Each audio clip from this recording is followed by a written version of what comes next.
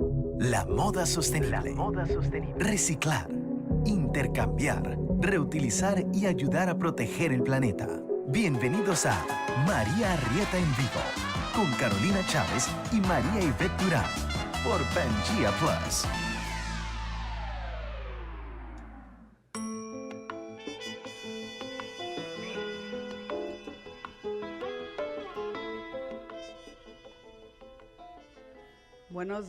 Good morning, everybody. How are you? We are transmitting live from Miami at the Pangea Plus Studios with my collaborator Maria Ivette Duran and at the microphone Carolina Chavez. Today is February Wednesday, 19th of February of 2020. Very happy at our second edition. How are you, Maria? Very well, Caro. Very happy at our second edition. Very, very happy, working really hard for you this week to bring you something enjoyable and something very interesting. We would like to invite you to subscribe at our page www.mariaarrieta.net because we're going to be sending you an email. We're going to be sending you an email at the beginning of the week with the summary of the program, with resources, with everything that we're going to be talking about. And let's remember that this is a program of news, and it is important for you to know that all these information, we're bringing them from other publications. So whenever we have our own information, we're going to let you know. Today we're going to be sharing all the news that we have found in the internet, and we're going to share all the publications with the authors, dates, and everything. But we want to let you know that all these information is from other publications. We're getting sources from all the other parts. We will ask for you to download the app Pangea Plus. You can also find us at the social media in Facebook, Twitter, and Instagram as Maria Arrieta Net. That's how you can find us. And very soon, hopefully today, our program will be ready with English subtitulation. It has been a great effort, and we're giving it a lot of effort so that this message can come out. So please let us know how we can make it better, because it is important, and this is actually the objective, or translating it into English so we can get to all the Latin girls and everybody at the United States and all around the world.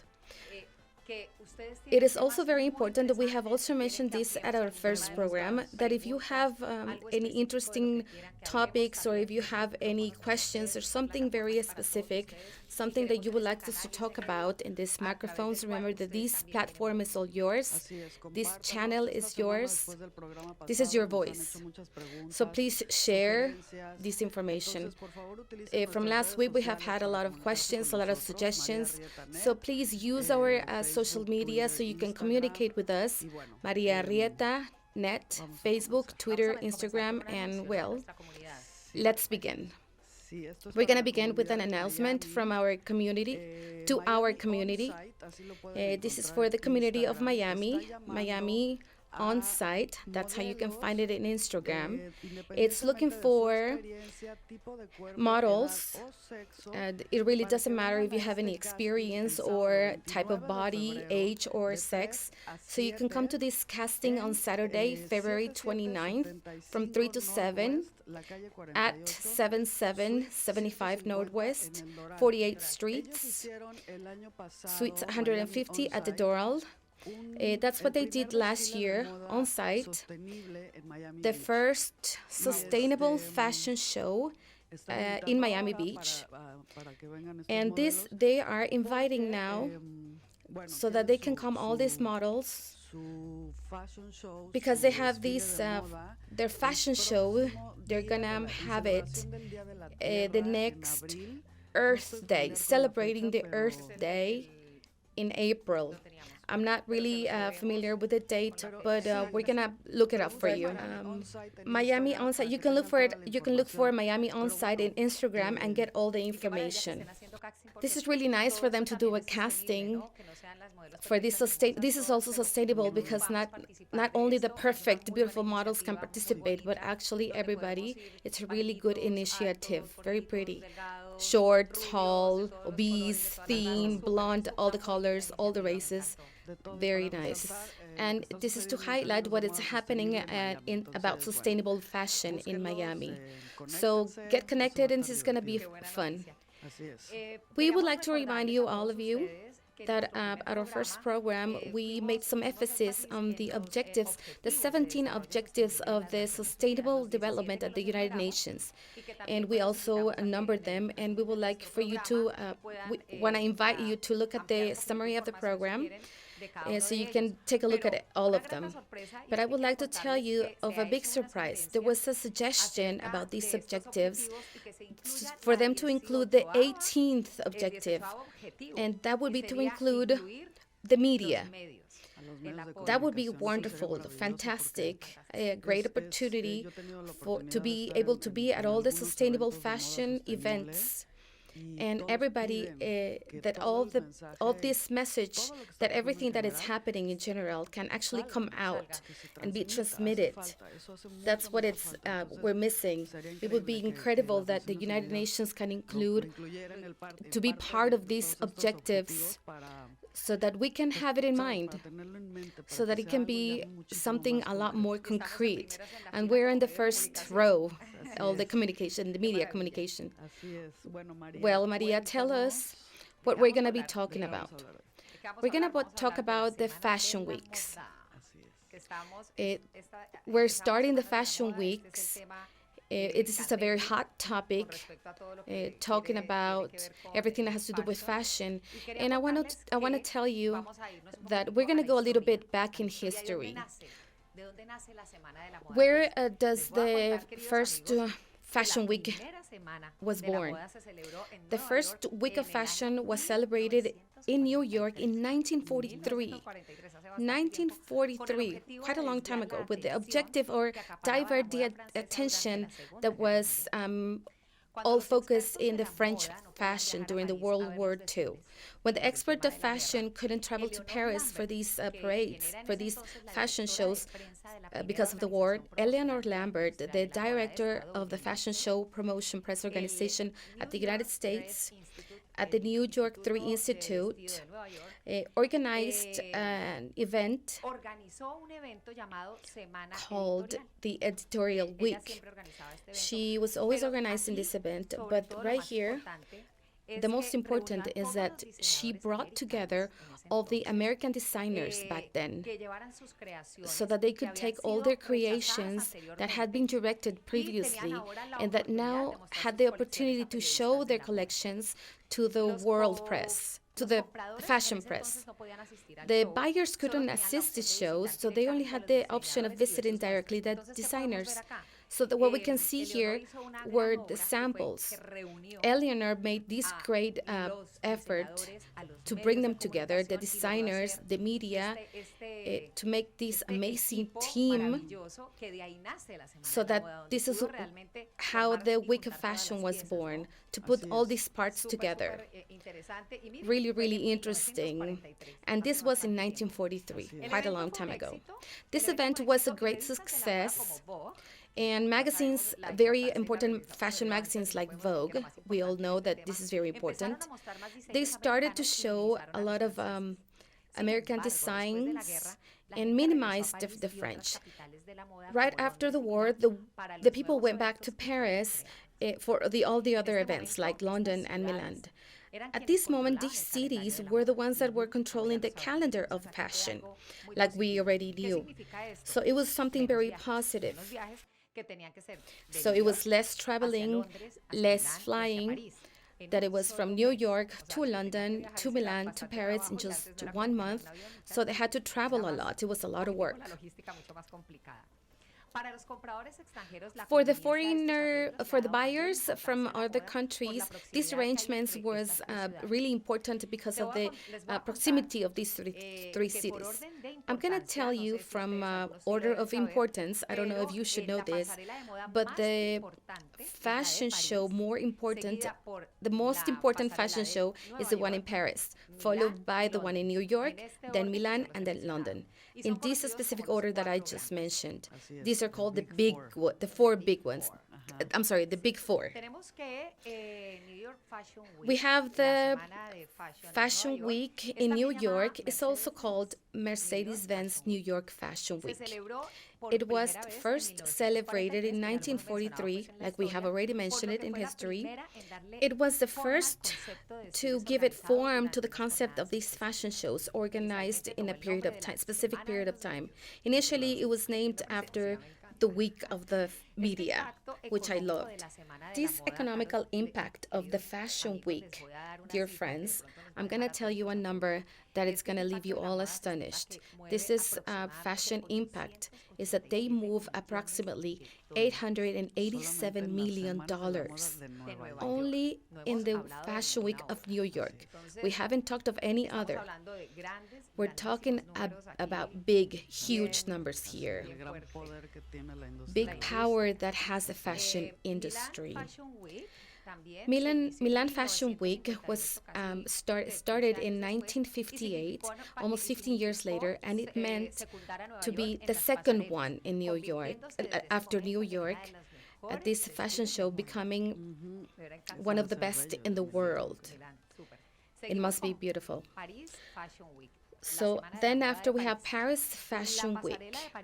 This Paris Fashion Week started in 1973. 1973, very long time ago, the French government wanted to make a celebration which benefits will be destined to renovate the Versailles Palace. That's where it took place for the first time.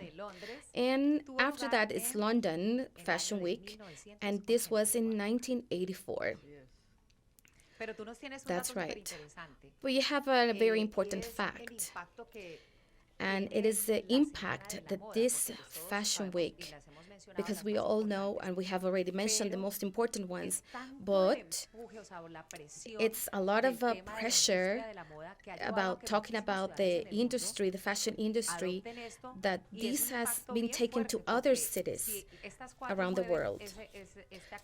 So these four move this amount of money, and we're talking about sustainability. So tell us a little bit about these, how these cities, a lot of cities, we were very surprised yesterday that when we found out, we were getting this program ready and taking a look at what the information, well, yes, we're talking about the Fashion Week in New York. It has an estimated impact of $887 million in 1 week. Generally, these events last between 7 and 9 days, depending on the city. So this is, back then, really, there has been a lot of fashion weeks between these, Milan, Paris, and New York. All these fashion weeks that I'm going to mention, they haven't been after. They were during those other fashion weeks. But I was really impressed to realize, to know all these cities that there exists a fashion week. Fashion weeks. And all these weeks, all these fashion weeks have a very similar, I mean, according to the size of each city, they are following the same concept, inviting the designers and having a lot of money invested. And well, if all these weeks in all these cities were sustainable, well, that would actually help us educate. That's exactly what we're going to talk about. Exactly what we're going to talk about. All the impact of the lack of sustainability and how it is like an umbrella that waters and influences all these fashion industry. And how we repeated, how we said it at our first program, we are all part of the fashion industry because we all get dressed every day. So this is part of us. We are all part of what is happening, and we have to we have to make conscious. So this is part of the great impact that this fashion industry, and I found this list of cities that have a fashion week, and I'm going to repeat. You're going to identify your city here, I'm sure, because they're everywhere. I'm reading and I'm going to start. Costa Rica, Amsterdam, Asunción, Athens, Oakland, Baltimore, Bangkok, Barcelona, Barranquilla, Belgrade, Bellevue, Brooklyn, Berlin, Bucaramanga, Bogotá, Bolivia, Buenos Aires, Cali, Caracas, 60, Charleston, Chicago, Cabo City, Est City, Cleveland, Columbus, Copenhagen, Chypre, Dubai, Dublin, El Salvador, Florence, Philadelphia, Fort Lauderdale, Fray Bentos, Grenada, Guayaquil, Honduras, Hong Kong, Johannesburg, Kingston, Kovic, Kuala Lumpur, Lahore, Lagos, Las Vegas, Lisbon, Lima, Liverpool, London, Los Angeles, Madrid, Marbella, Maracaibo, Palma de Mallorca, Manila, Medellin, Melbourne, Mexico City, Miami, Milan, Montreal, Moscow, Bombay, Nashville, New Delhi, New York, Nicaragua, Oslo, Ottawa, Paris, Panama, East Point, Puerto Rico, Pedro Sanz, Pedro Juan,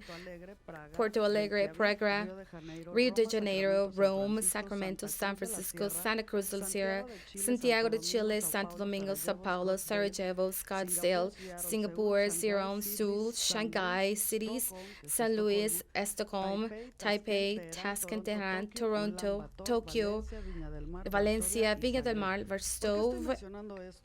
Why am I mentioning you all these? Every time that there is a fashion week, that's why the one in New York had a lot of success, because every time there is a fashion week, the world press and now celebrities and all these well-known brands, they become in a frenzy to go from one place to another. Generally, there are only two seasons of fashion weeks. One more or less right now at the beginning of the year, spring. That's when they present the season, autumn, winter, and then in October, that's when they present the other season, spring, winter. Now, they present these collections, and the media go and publish, and the designers get all their collections and everything that's happening there.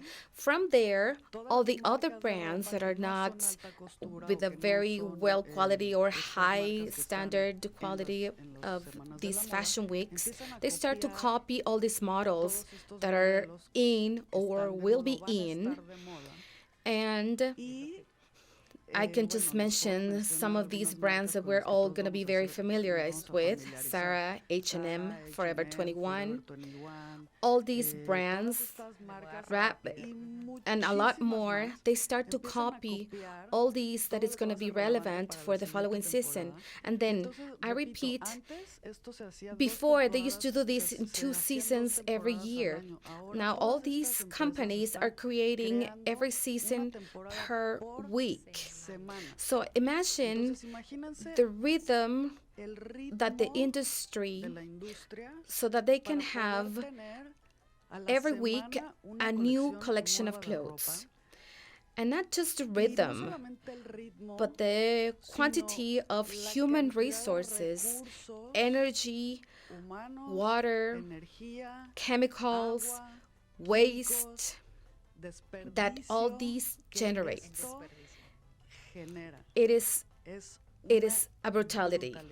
So I think that's why I thought it was really important to mention all these cities, so we can understand the level of frenzy that this is causing, besides all the flying, the traveling. So this is crazy. We have an article that we found that it's called, it's from the TWYG publications. This was published in February 6th of this year, and it was written by Simone Cipriani. The article is called "An Industry That Is Not Willing to Change." It talks about the fashion industry and, of course, and what it reflects in these runways, not the fashion weeks. I'm going to read. Sorry to interrupt. You had the opportunity to be with Cipriani. Yes, I met him in Rio de Janeiro, and it's a nice guy. I remember because you told me about him when you came back from that trip, because he caused a really great impression on you. Because now we're going to talk about him. You're going to tell us about him. But he's like a really nice guy, a really a character. And how he gives himself to the people, he's really nice. You can tell us the answers later. Well, I'm going to read. It says, as the new Fashion Week season began, we published the opinion of the leader of the ethical fashion who thinks that the fashion weeks represent an industry that is not willing to change. He says that this is an industry that is going to exploit everything it can until it would be impossible to continue with the business. Right here, Cipriani explains why he thinks this. Today, we have a new state without territories or institutions, formal institutions, a failed state from the fashion supplier of international change. This declaration is very provocative, of course, but by doing this, I have the intention of transmitting a message, a very strong message. The actual state, the chain of the fashion supplier affects the life of a big quantity of people, and it has a great impact in our environment. What the sociologists will call wide organizational field that manages important physical resources and human resources to produce goods within a consumer model, lineal consumption model, without circularity, without recycling, without reusing. But even worse, it doesn't exist real respect for the people involved in this process of production. This is a part of a business model, a structure at the maximization of the profit for the actionists that obtain that this you get by compressing the cost of two key inputs, people and material. This means that they pay very low wages to the workers, to the people that are actually doing our clothes, and the clothes are not of well quality because all of these companies that I'm mentioning that copy and get collections once a week, this is what they do. They do it really fast and they do it really cheap so that we can buy it very cheap, while the owners are millionaires, but the ones that are at the bottom of the chain are suffering a lot. A total detriment of how many people to fulfill the pockets of that is not marked and is not right. We're going to be talking about all these, and it's called fair business. We're going to talk about a lot about that. Another of Cipriani's points says that maximizing the inversion through the image and marketing, and that we're going to talk about a little bit today, and drastically reducing the time of commercialization. The products are carefully developed through the investigation and design, and then they have to prototype them and produce them the fastest they can. They put in context everything that I have to mention. The frenzy, so that everything is done really fast, so that there could be a profit. So the costs have to be reduced to the maximum point, the costs of the material, the costs of the labor, that total detriment of the environment, of the people.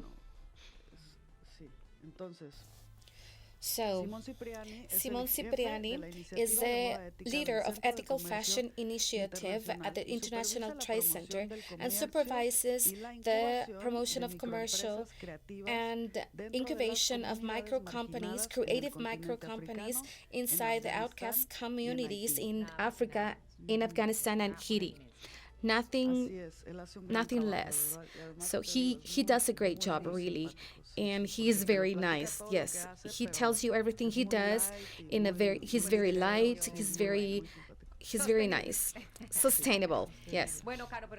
Well, you also have a lot of some information, very valuable information from London. Yes, from the Fashion Week in many places.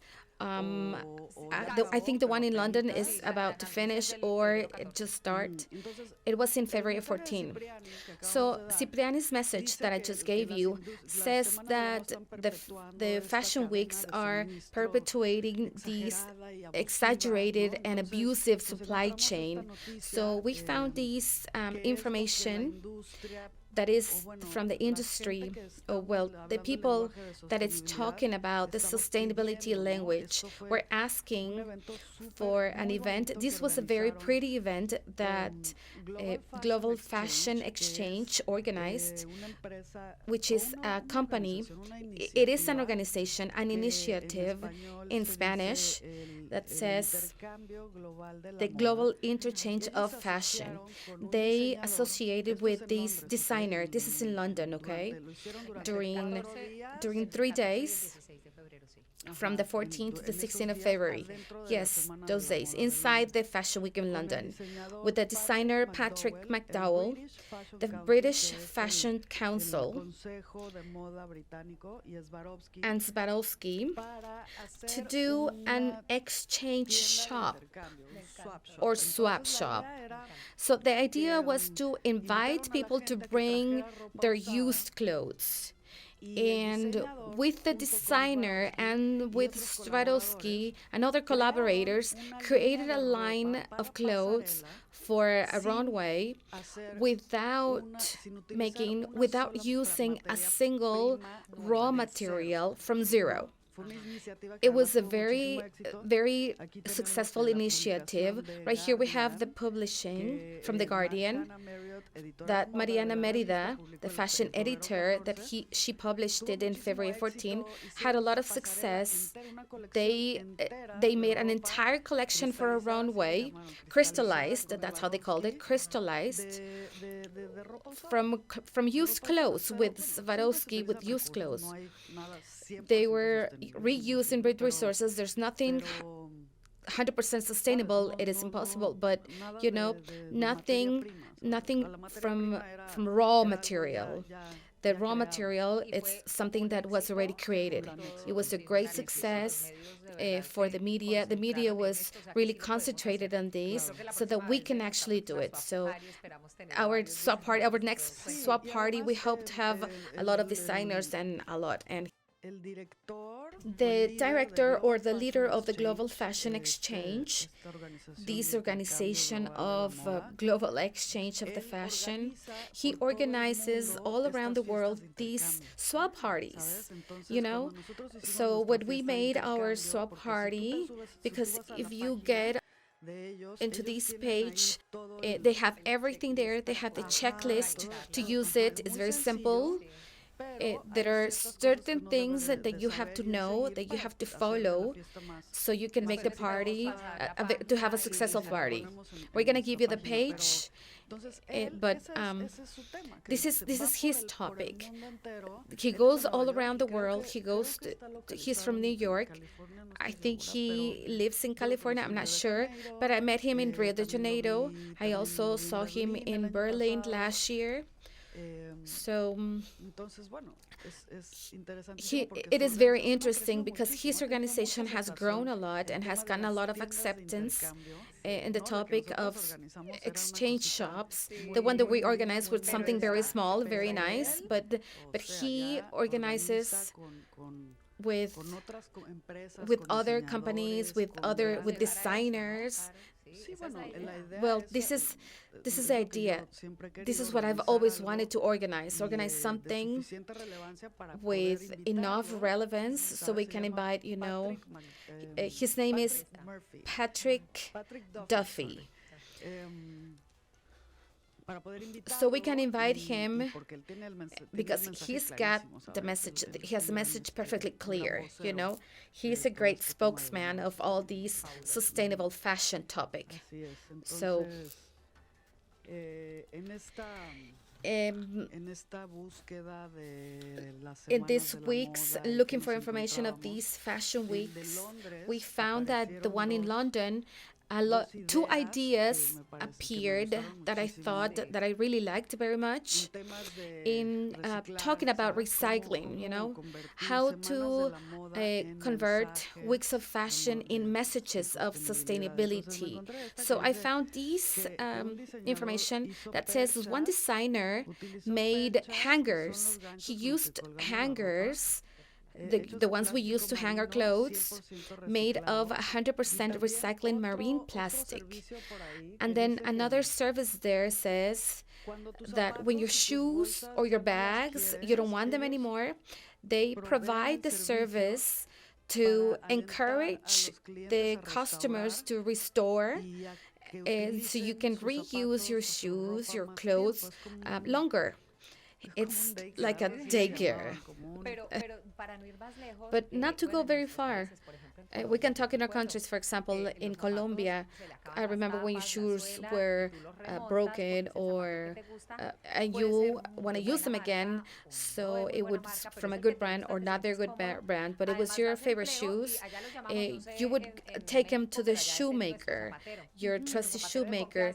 So I would take my 3 pairs of shoes and I would like for them to be fixed. And we were, without being conscious, we were actually helping to the sustainability topic because the buckle fell, so I would buy some shoes. So I think it's really fun because in all the countries in Latin America, you would actually work in that topic. Right here, for example, at the United States, it's very expensive, the workforce. So for that reason, it is cheaper to buy a new pair of shoes than to fix it. So then we can work of that topic, obviously by creating a small industry or a medium industry for those companies that exist in determined zones and tell them, well, with a very low cost, I can bring you all my shoes and you can fix them. Well, that's very interesting. That's like becoming in. That's what we would say in the last program. There's nothing new, nor the pros nor the cons. Nothing is new. The topic is that it is now making an impact, an environmental, visible impact. There are numbers, there are statistics. The impact is visible. So the topic of repairing shoes, I think is new, but now that you mention it, it's not that new, really. But I think that the convenience has made that we waste that. The convenience of, well, I need shoes, I get the phone, and then in 2 days you get your shoes, or I didn't like them, they were not useful, you can just take them back. Well, that convenience is not very convenient. Well, we go on with London. We have another publishing from the Guardian media. This publishing was given in February 10th of 2020 of this year by the Jet Violet branding. The heading of these publications says that we need to feel urgency. The model, Arizona Muse, is making a campaign for the rebellion of extinction. Right here, they tell us that this model is encouraging the customers to invest in practices of sustainable clothes before the Fashion Week of London. This is an article that had passed, but it is important to mention it because we're talking about this topic. Through her career as a model, Arizona Muse has walked in the runways of Chanel, Prada, and Tom Ford, and has started publicitary companies for Karl Lagerfeld, Louis Vuitton. Yet now, she is starting a new video for a group of activists, weather extremists called Extinction Rebellion, challenging the spectators to buy, reuse, and change, and rebel against your clothes. Why? Because, like she says, the essential of this season is the continuation of life on Earth. It is simple. I think that the simple is the most important. The simple is the truth. So it is simply to be able to continue on Earth, that we could be able to breathe and leave a better legacy to our kids. The video was published February 10th before the Fashion Week in London, and it presents animals in danger of extinctions. and as the melting of the ice caps and the fury of the forest fires. This is the last try for the fashion wing of the Extinction Rebellion to challenge the industry, and like the news says, it's in crisis. I like it very much. And well, a little bit about the article. According to the foundation, Helen MacArthur Foundation, the global emissions of the textile production surpass the carbon print from the flights, international flights and shipping combined. They manufacture between 80 and 100 billions of pieces of clothes, and it is estimated that 140 millions of pounds of clothes are destined to dumps just in the United Kingdom. We're talking about only the United Kingdom. The fashion industry is also contributing to the deforestation and shortage of water. The new video focuses on the responsibility of the buyer. This video is going to be this model. Explains that when we buy clothes, we have decisions, we're making decisions about the future of the planet. We're talking about and how you and I are contributing to the weather change. Extinction Rebellion, it's a net of leaders, international, decentralized internationally, without any political association, that uses direct action, no violent, and civil disobedience to persuade all the governments to act in a fair manner about the climate emergency and ecological emergency. We can see again this public figure. This model is using his public figure to do something good and proactive to our planet, to a better living. And it's nice, true, that all of us can become together with this cause. We can come back and repeat what happened in the Oscars, that with this image, there could be a greater impact. Little by little, this message is more and more and more outside. In London, there's a lot of manifestations against the normal system of the Fashion Week. A lot of manifestations. This organization, Extinction Rebellion, has been manifesting for years outside. They make funerals outside the runways. They go to places with the runways, and the last one was with the blood, and they put blood on. I don't have all the information in my head right now, but they have been manifesting since for a lot of years with the intention, and actually right now they want to sabotage the whole Fashion Week.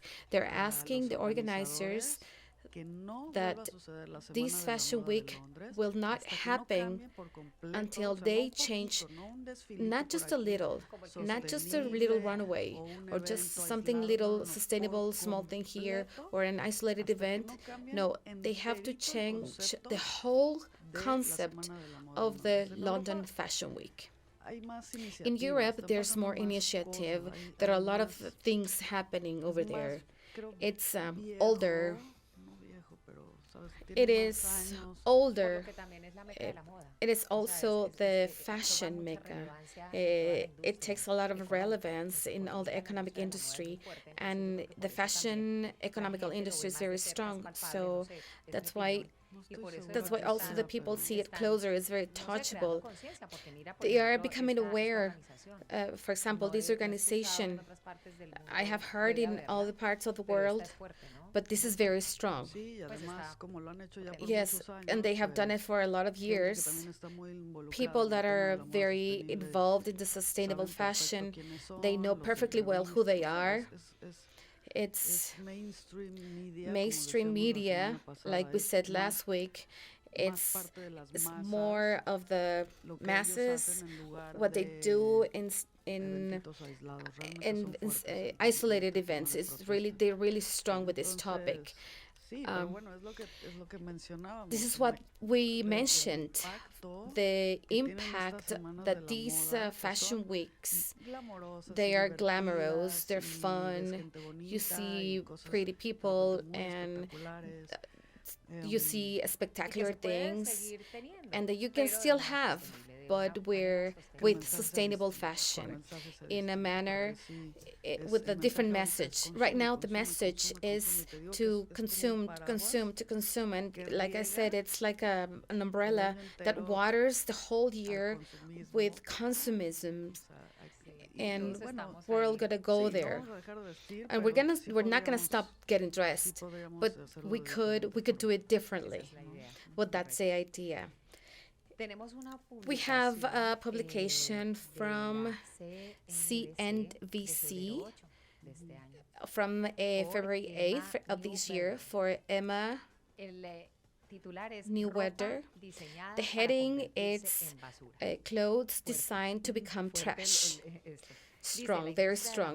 It says the fashion industry deals with the contamination and problems of waste. We follow with the same topic, and you can hear us, dear friends.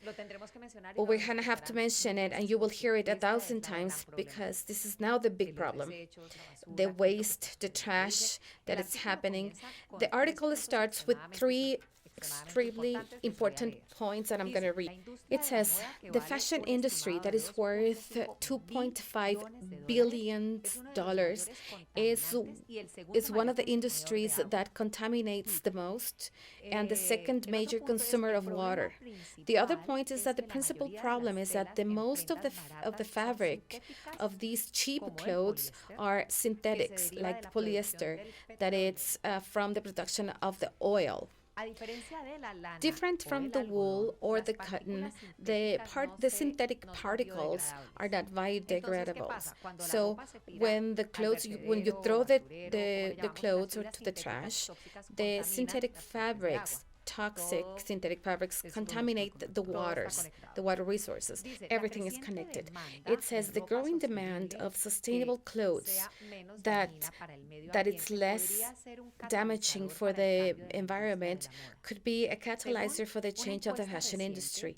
According to a recently surveyed, dear friends, 62% of the consumers of the Z generation, those who were born after 1995, prefer to buy sustainable brands. This is very interesting and very nice that they are updated. They're asking for more, they're paying more attention. Remember that they are in the topic that the communications and everything around them is talking about the climate change, climate crisis. They are much more aware of the topic, and of course, making decisions with other things. They have like a chip. They come with a different chip, with another conscious.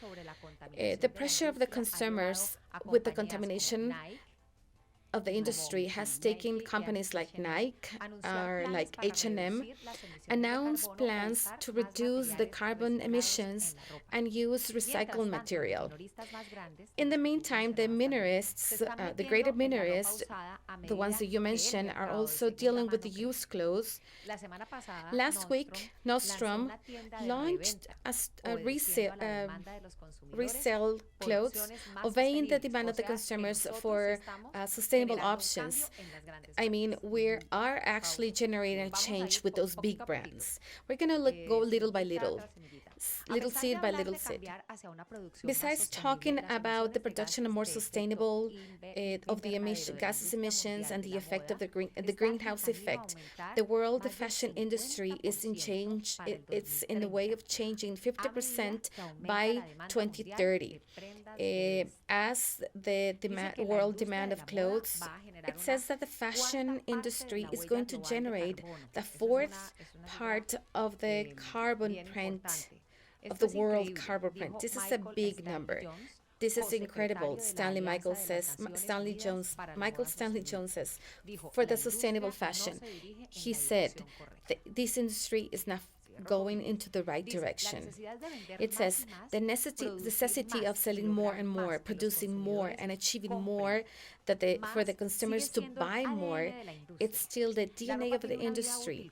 The clothes have a very short, useful life and end up in the trash. He added, it needs to have a change. The change has to continue. I'm sorry to interrupt. This is vital. The necessity of selling more and more and produce more and accomplish that the consumers can buy more continues being the DNA of the industry. How can we transform the DNA of the industry? How? It is a gigantic effort about consumers, of leaders of the industry, of opinions, different opinions. It should be a really big effort together. It's an urgent because the word is urgency. Está perfecto, gracias. No, It is the DNA, and when we talk about the DNA, it's deep. It's the beginning of everything. I was saying also that the fashion industry is the greatest consumer of water at the global level, enough to satisfy the necessities of 5 million people every year. I start thinking about a lot of movies about unhealthy and the lack of water and the fashion industry, unfortunately giving their small effort so that it keeps happening. The fast fashion, it's guilty, and we keep insisting.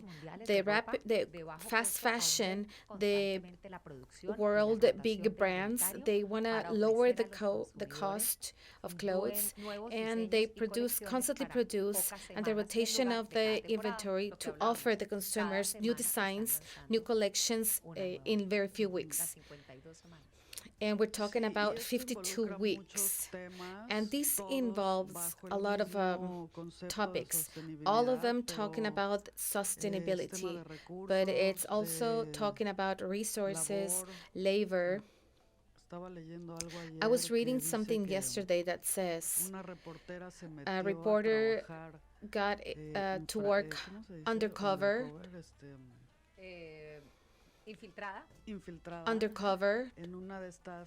in one of these factories in Asia where they make the clothes for brands like Benetton or H&M, etc. And she went undercover, and she says that her boss was a 9-year-old. And you know why they hired when they're 9 years old?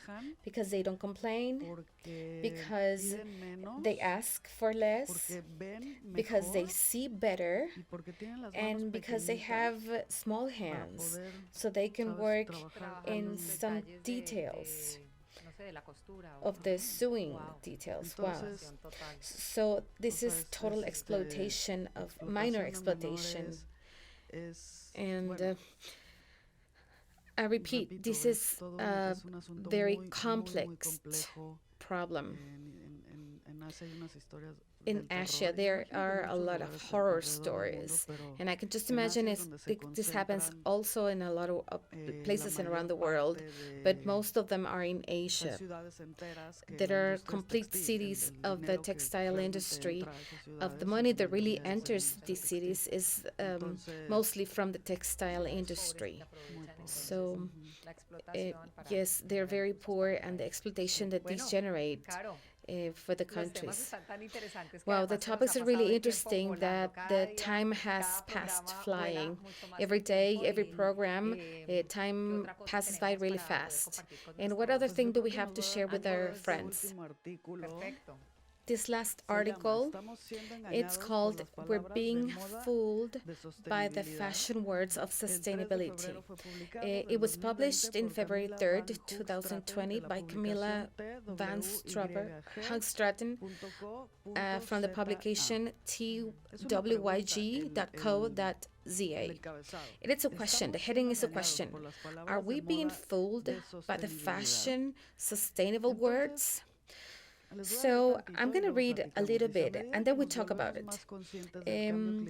As soon as we become more conscious of the climate change, our role in the protection of the environment, we see a lot of companies producing products denominated ethical and ecological, but are these authentical, or are these just intelligent sellers that are adapting their messages to a new way of consumism? How can we identify the greenwashing? Greenwashing is it's brainwash in ecological manners. They're like fooling from one way or another. You have the perfect article because they tell you how they're doing it. Yes, it says 4 important points. One of them is a promotion, that the promotion lies. The other one is the paradox of the prices, the myth of the quality, and the invisible processes. Basically, the article talks about how these companies are talking about ecological, sustainability clothes, and all these terms.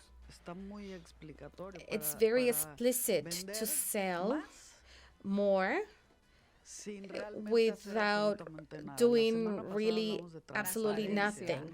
And last week we were talking about transparency. And we're going to be talking about that.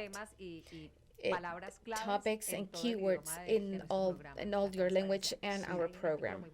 There's a very nice article that you mentioned, and you sent it in the podcast about transparency, and it's about the deepest thing I found.